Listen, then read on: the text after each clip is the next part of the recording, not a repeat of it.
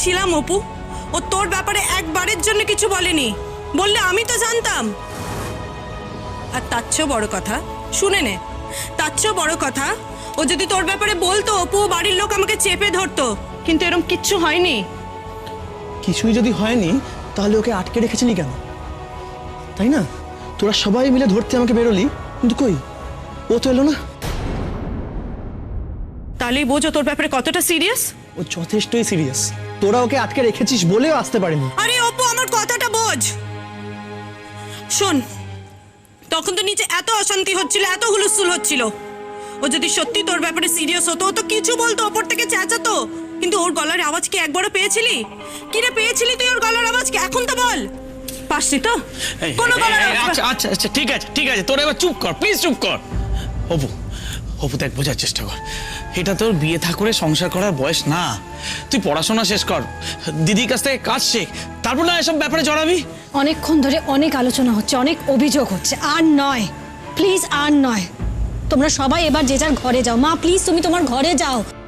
কাকিমুনি, মাকে ঘরে নিয়ে যাও। আলোচনা সারা রাত চলবে। দিদি ভাই, রাত কাবার হয়ে যাবে। আর নয়, কাল সকালে সমস্ত আলোচনা যা করার সব কাল সকালে হবে, এখন নয়। প্লিজ তোমরা সবাই নিজের ঘরে যাও, প্লিজ।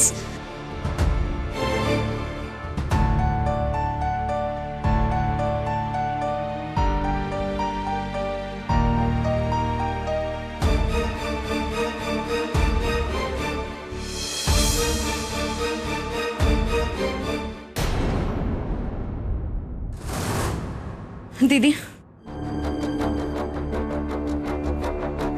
সকাল হোক রাত হোক, তুই একটা কথা ভালো করে বুঝে নে, আমি অপুর জন্য বা তোদের কারুর জন্যে শ্বশুর বাড়িতে আমার লাইফ আর সাফার হতে দেব না।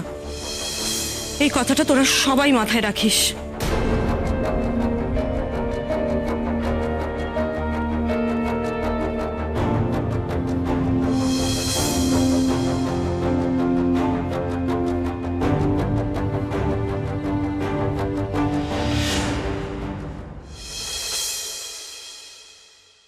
Apu, Apu, I miss you. Apu, Apu,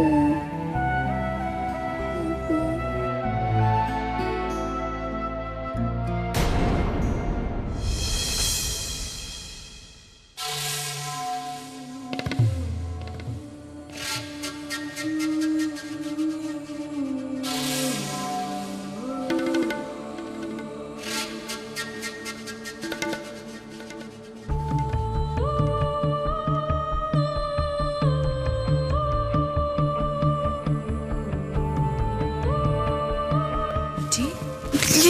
কে?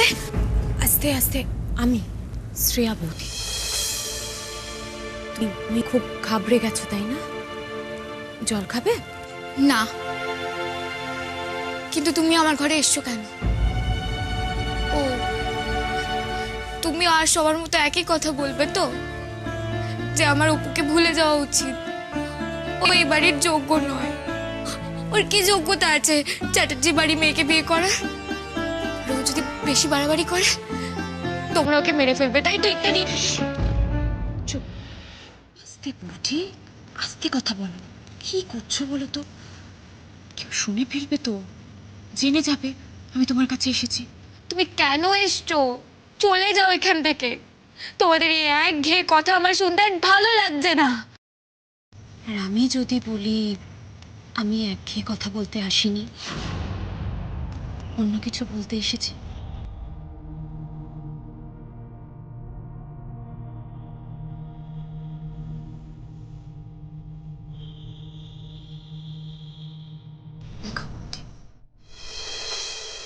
আমি জানি তুমি আমাকে খুব একটা পছন্দ করো না, আমিও যে তোমাকে খুব একটা পছন্দ করতাম তা তো নয়।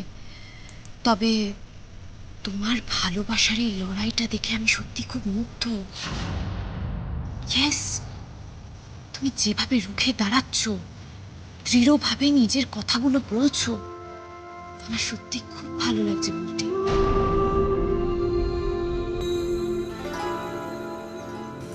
তোমার সাথে আমি এতদিন একসাথে রয়েছি, তোমাকে দেখছি, সেই জন্য তোমার সাথে আমার একটা আলাদা বন্ডিং তৈরি হয়েছে। তুমি এত ভালো ভালো কথা বলছো, কারণ আমি তোমাকে হেল্প করতে চাই। আমাকে হেল্প করবে তুমি? হ্যাঁ, হেল্প করবো তো। দেখো বলছি, জীবন আর ভালোবাসার সাথে কখনো কম্প্রোমাইজ করা যায় না। আর আমি চাই তোমাদের ভালোবাসা সাফল্য পাক। তুমি তো অপুকে ভালোবাসো, অপুও তোমাকে ভালোবাসে। আর ও যখন তোমাকে এতটা ভালোবাসে, তখন বাকি সব কিছু অপ্রাসঙ্গিক। তুমি দেখো, তোমরা এক হবে, তোমরা মিলবে। তবে একটা কথা তুমি মাথায় রেখো, যা করবে খুব সাবধানে, একদম তাড়াহুড়ো করবে না, কোনো হঠকারিতা নয় বলতে। আমি ঠিক বুঝতে পারছি না তুমি কি বলছো।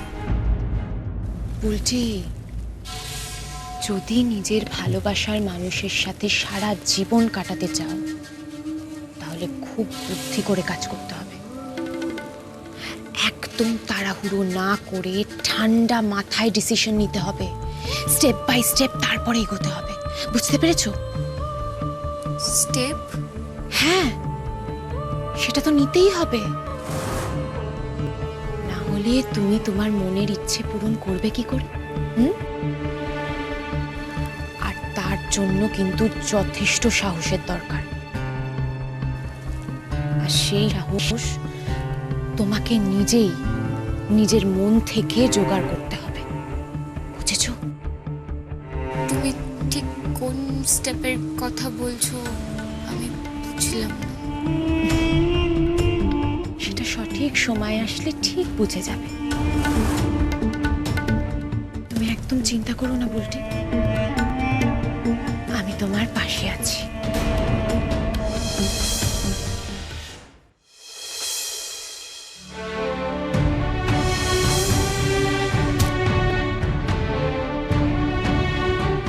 অবস্থা কম না তোমাকে আমি আজকে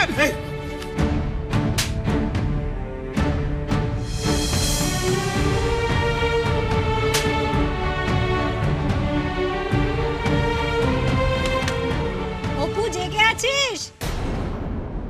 অপু,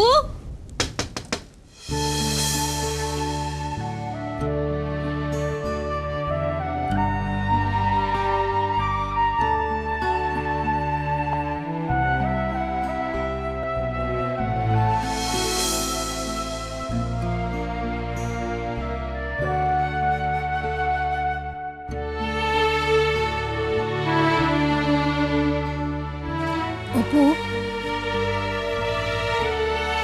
আমাকে সবটা খুলে বল তো। শুনলি তো সব মেজদির কাছে, আমার কাছে আর কি শোনার আছে? তো যা যা বলার আছে সেগুলো আমাকে খুলে বল। সেই সব কথা যার জন্য তুই এত রাত অবধি জেগে আছিস, বল আমাকে। ওই কথাগুলো কিন্তু মেজদি মিথ্যে বলেছে, তাহা মিথ্যে। কোন কথাগুলো? বিশ্বাস কর, বুলটিন আর অন্য কাউকে বিয়ে করতে রাজি হতেই পারে না। বিশ্বাস কর দিদি ভাই, আজ সকালে আজই প্রথমবারও আমাকে বিয়ের কথা বলেছিল। আমি ওর ব্যাপারে খুবই সিরিয়াস, কিন্তু বিয়ে নিয়ে না আমি এখনো কিছু ভাবিনি। কিন্তু ও বোধহয় কিছু আন্দাজ করেছিল যে ওর বাড়িতে অশান্তি হচ্ছে, তাই ও আজকে আমাকে বারবার জিজ্ঞেস করেছে যে আমি ওকে বিয়ে করতে চাই কিনা, আমি ওর ব্যাপারে সিরিয়াস কিনা।